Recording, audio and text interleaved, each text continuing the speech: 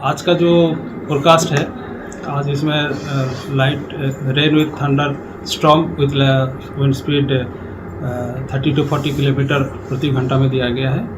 इसमें आपका लाइटनिंग का होने का भी संभावना है और जो आने वाला अगले 7 दिन तक तो बाकी ऐसा कोई वार्निंग नहीं है।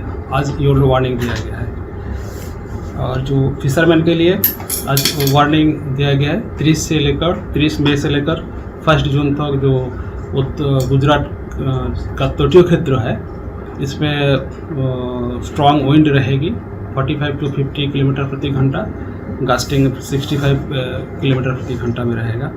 और जो 2 जून को आपका खाली उत्तर गुजरात की जो तटीय क्षेत्र है ऑफ गुजरात कोस्ट, इसमें फिशरमैन के लिए वार्निंग है 45 to 55 કિલોમીટર પ્રતિ ઘંટા, 65 કિલોમીટર પ્રતિ ઘંટા ગાસ્ટિંગ के साथ। તો બધા શો જોવા માટે વીટીવી ગુજરાતીની એપ્લિકેશન ડાઉનલોડ કરી દો। એપ સ્ટોર અને પ્લે સ્ટોર બંનેમાં અવેલેબલ છે। અને અત્યારે જ કરો કરો કરો વેટ કરીએ છે।